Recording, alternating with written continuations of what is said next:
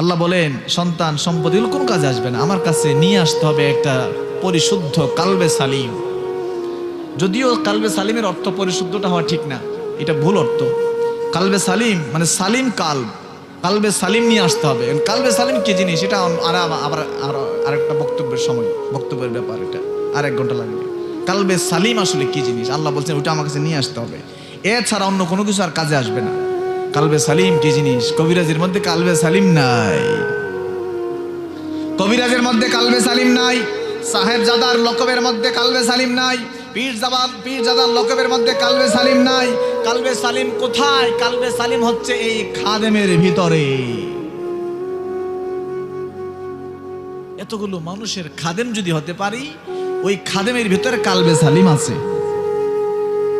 কালবে সালিম আছে। কালবে সালিম একটা মানে যদি এর থেকে বেটার বাংলা শব্দ খুঁজে পাওয়া যাচ্ছে না, মানে প্রশান্ত আত্মা।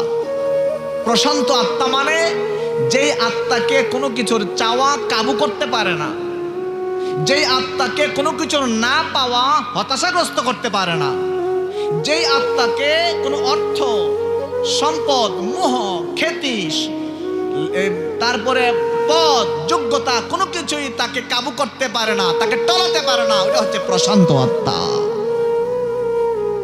সহজ জিনিস না বাবা, এটাকে নবীজি কি বলছে জানেন? নবীজি বলছে সাহাবীরা যুদ্ধের ময়দানে কারো গলা কেটে গেছে, কারো হাত কেটে গেছে, কারো পা কেটে গেছে, নবীজি বলেন এগুলো ছোট জিহাদ, ছোট জিহাদ করছে আমরা, শহীদ হয়ে গেছে। নবীজি বলছে ছোট জিহাদ নাকি? তাহলে বড় জিহাদ কোনটা? বড় জিহাদ কোনটা? নবীজি বলেন কালবে সালিম অর্জন করা, নিজের বিরুদ্ধে নিজের যুদ্ধ, নিজের দুনিয়ার প্রতি মোহ চাওয়া, এই যে লোভ লালসা অহংকার হিংসা বিদ্বেষ গীবত, এই যে ব্যাপারগুলি, এগুলো থেকে নিজেকে হেফাজত করাই হচ্ছে বড় জিহাদ। নিজের নফসের বিরুদ্ধে নিজের জিহাদ, নিজের চাওয়ার বিরুদ্ধে নিজের জিহাদ, নিজেকে কন্ট্রোল করার যে জিহাদ, ওটাই হচ্ছে বড় জিহাদ। আর ওই জিহাদে আকবর শিখায় আল্লাহর ওলিরা, বাগে মদিনা, মদিনার জামাত, আল্লাহ ওয়ালারা। কথা বলেন ঠিক কিনা? এই কাজ কবিরাজি পীরের কাজ না বাবা। তারপরে ওই যে বললাম আরো আনুষঙ্গিক যেগুলো আছে সেগুলো, আমার বাবারা ভাইয়েরা, এই মারিফতের কালবে সালিম একজন মানুষকে অর্জন করায় দেওয়াই হচ্ছে পীরেরও কাজ।